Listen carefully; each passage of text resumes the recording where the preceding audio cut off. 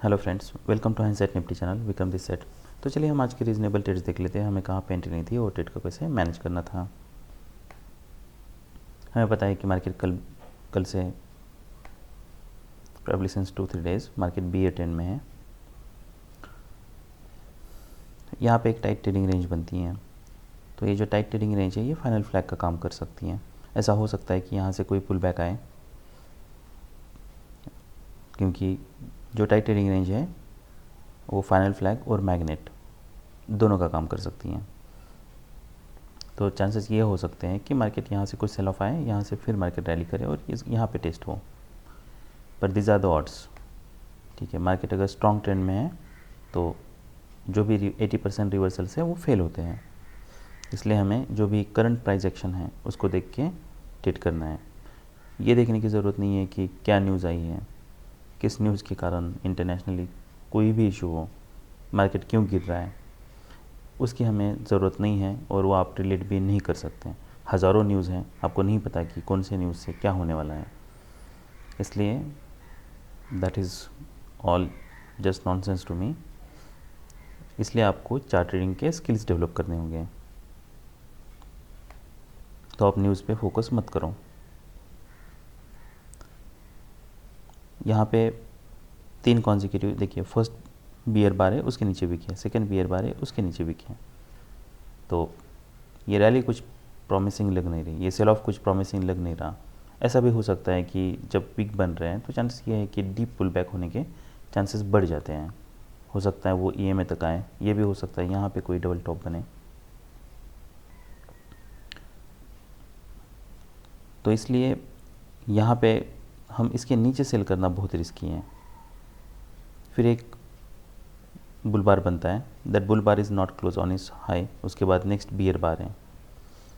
जैसे ही पहला pull back आता है ना, आप ऐसा मान लीजिए कि मार्केट का चैनल फेज शुरू होता है।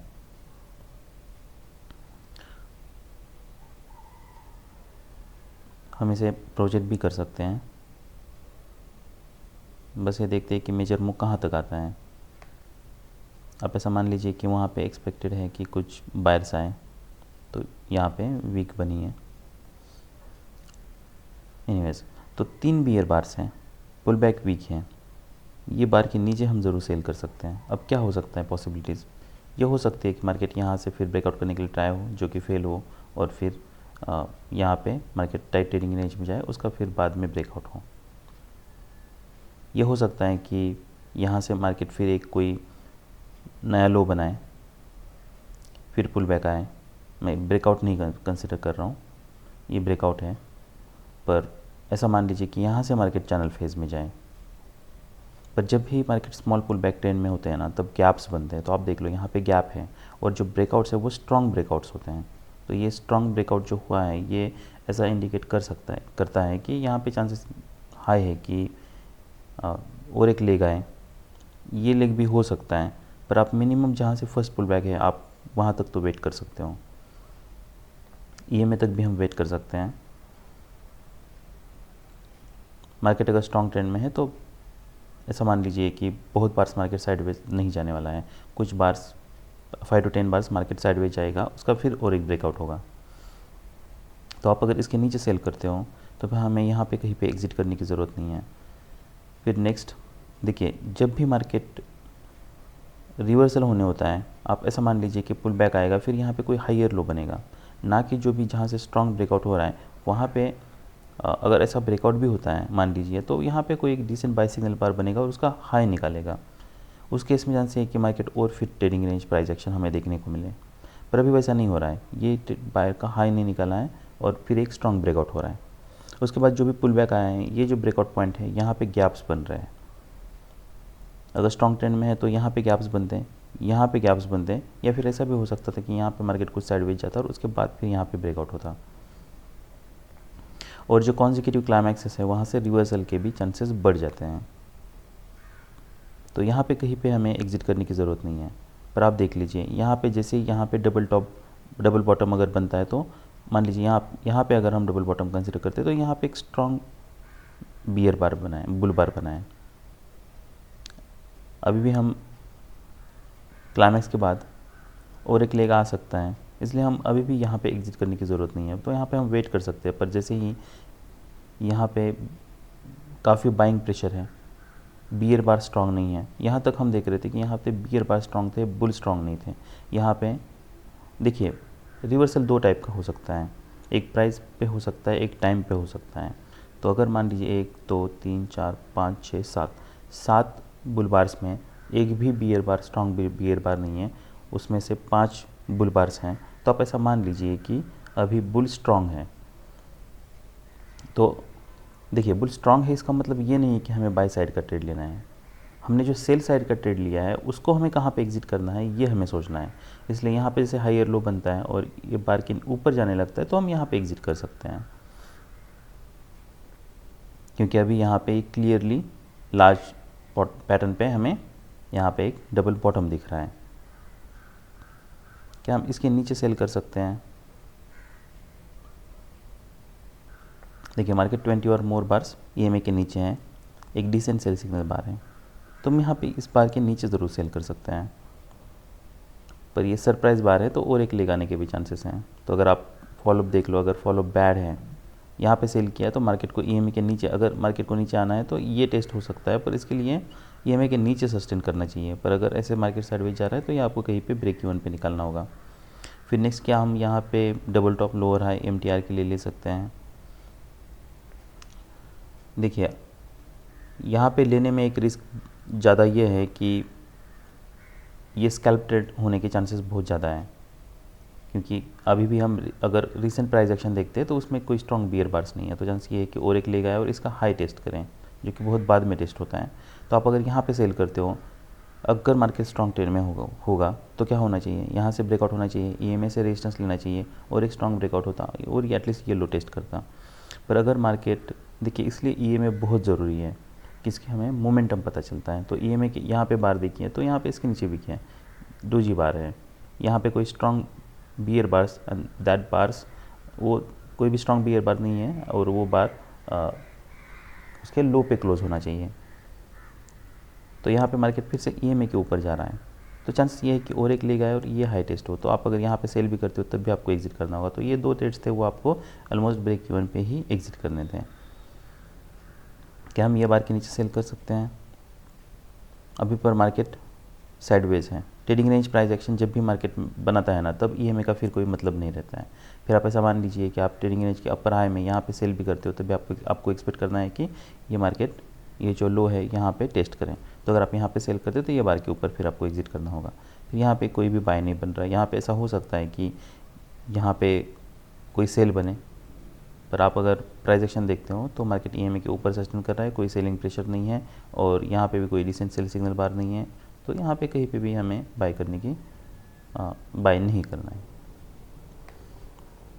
अभी हम ऑप्शन का चार्ट देख लेते हैं कि क्या हम वैसे ही ट्रेड्स को प्लान कर सकते थे क्या। ऑलराइट, तो ये ऑप्शंस का चार्ट है। तो जैसा मैंने बताया कि हम यहाँ पे एक सेल कर सकते हैं, उसके बाद फिर यहाँ पे कहीं पे भी हमें एग्जिट करने की ज़रूरत नहीं है, क्योंकि मार्केट जैसे नीचे जा रहा है, आप यहाँ पे देखिए यहाँ पे हाई भी बन रहे हैं, तो हम यहाँ पे वेट कर सकते हैं। तो आप मान लीजिए अगर आप 180 पे बाय करते हो, तो जैसे नेक्स्ट बहुत स्ट्रॉन्ग बुल पार बनता है, उसके नीचे वीक है, फिर यहाँ पे फॉलोअप देखिए बैड फॉलोअप है, तो आप यहाँ पे कहीं पे ज़रूर एग्जिट कर सकते हो। तो यहाँ से हमें ऑलमोस्ट 182.528, तो ये काफ़ी प्रॉफिटेबल ट्रेड होता, ऑलमोस्ट 200% प्रॉफिट आपको मिलता। नेक्स्ट जो बाय है वो जैसे मैंने बताया यहाँ पे हायर लो बनता है, क्या हम यहाँ पे बाय कर सकते हैं क्या?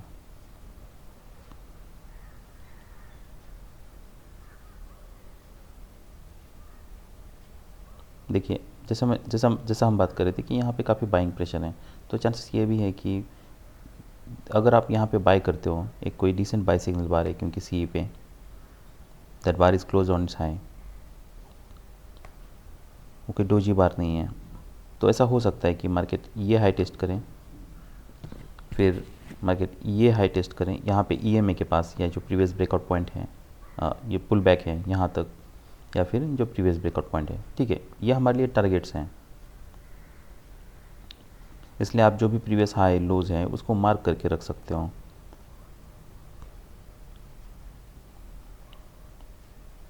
तो एक बाय हम ये ले सकते थे, फिर क्या हम ये सेल ले सकते थे इसके नीचे, तो हम ले सकते हैं, पर हमें जैसे मैंने बताया फॉलोअप कैंडल्स देखना है। अगर बैड फॉलोअप है ऐसा,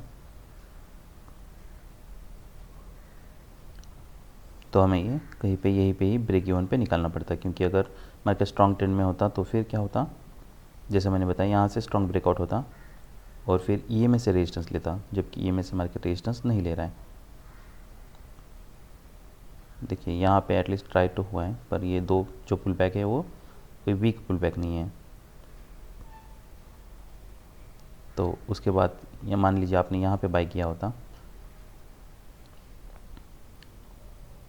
फिर जो पुल बैक है वो ये बैड फॉलोअप है नेक्स्ट बार यहाँ पे, पर इसका कोई हाई नहीं निकल रहा है, तो यहाँ पे रिस्क बहुत बढ़ जाती है।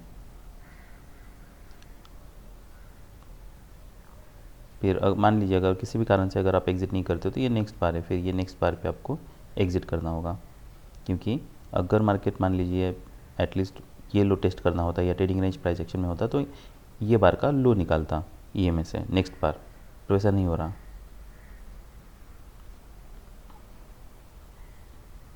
तो यहाँ पे फिर बुल ब्रेकआउट के चांसेस बढ़ जाते हैं।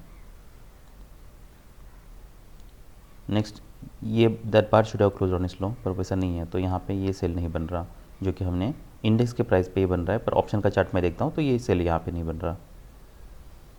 फिर यहाँ पे टाइट ट्रेडिंग रेंज है। नेक्स्ट क्या हम इसके ऊपर बाय कर सकते हैं, तो कर सकते हैं, पर आपको बहुत अलर्ट रहना है नेक्स्ट टाइम। अगर जैसे रिवर्सल आ रहा है, ये लो के पास है, हमारे लो के पास है ऑलरेडी टाइट ट्रेडिंग रेंज में और इसका हाई निकल रहा है, तो यहाँ पे कहीं पे आपको इमीडिएटली फिर एग्जिट करना होगा।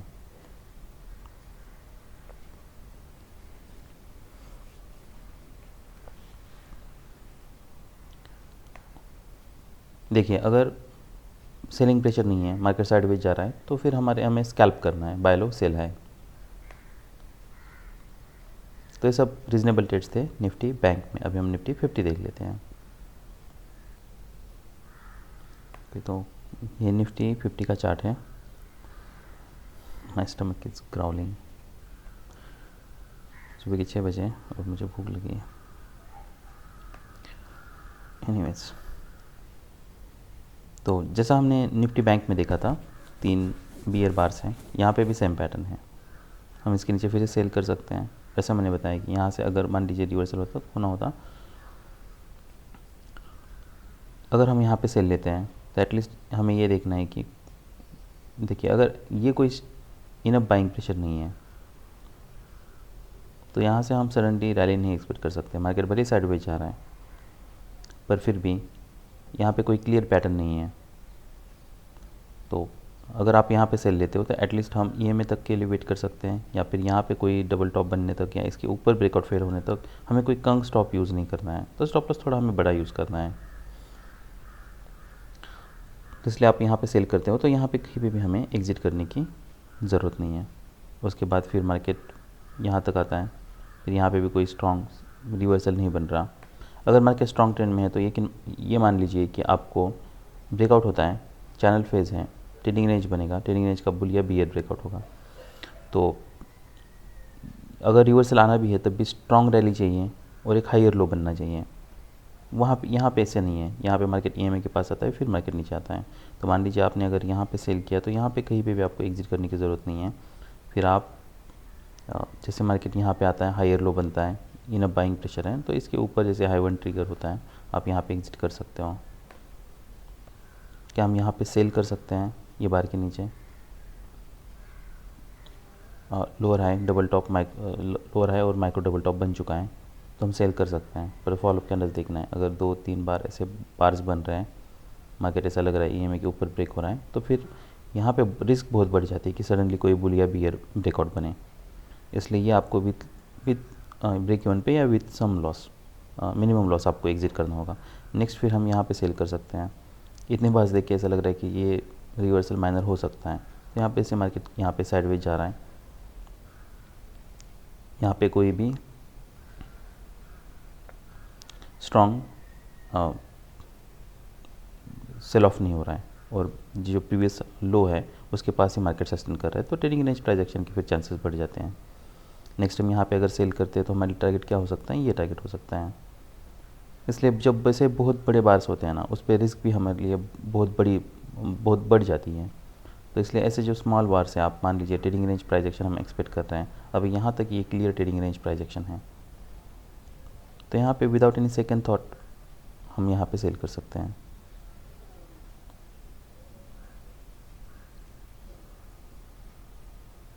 तो हम अभी ऑप्शन का चार्ट देख लेते हैं।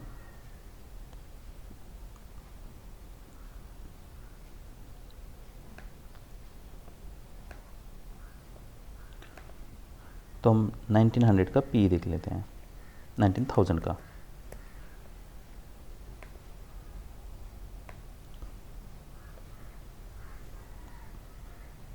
यहाँ पे भले कोई न्यू लो नहीं बनाए, हायर लो बनाए, पर फिर भी आप प्राइस एक्शन अगर मैं देखता हूँ तो यहाँ पे देखिए कोई भी स्ट्रॉन्ग बाइंग प्रेशर नहीं है अब तक, तो इसलिए हम यहाँ पे वेट कर सकते हैं और सर हाई की कुछ रिजम्पशन आए,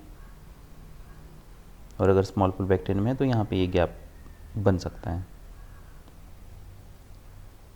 तो यहाँ पे 72, 76 देखिए ऐसे अगर साइडवेज प्राइस एक्शन है ना, तो यहाँ पे रिस्क बहुत बढ़ जाती है। फिर यहाँ पे कोई न्यू हाई पे ब्रेकआउट नहीं हो रहा, इसलिए आप यहाँ पे बाय करते 77 तो यहाँ पे हमें एग्जिट करना होगा। यहाँ पे ऑलमोस्ट हमें 100% प्रॉफिट हो रहा है। फिर जैसे मैंने बताया, यहाँ पे अगर आप मान लीजिए बाय करते हो तो फिर हमें फॉलोअप कैंडल्स देखना है, जो कि बैड फॉलोअप है, मार्केट यहाँ तक भी नहीं जा रहा, स्ट्रॉन्ग बार्स नहीं है, और यहाँ पे फिर जैसे ही ऐसे बार्स बनने लगते हैं, साइडवेज जाने लगता है, तो हम यहाँ पे एग्जिट कर सकते हैं।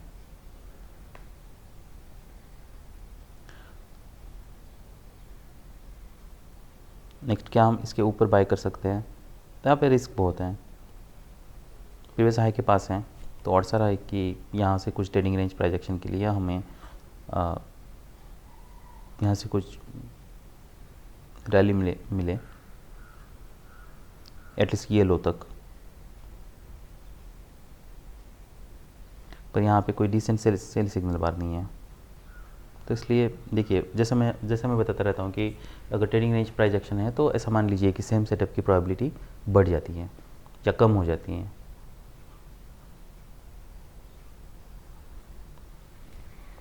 क्योंकि स्ट्रॉन्ग अगर बियर ट्रेंड है तो बियर ट्रेंड में अगर स्ट्रॉन्ग बियर क्लोजेस हैं वो बियर सेल करते हैं, पर अगर चैनल फेज है तो चैनल में अगर स्ट्रॉन्ग बुल क्लोजेस हैं तो वो बियर सेल करते हैं।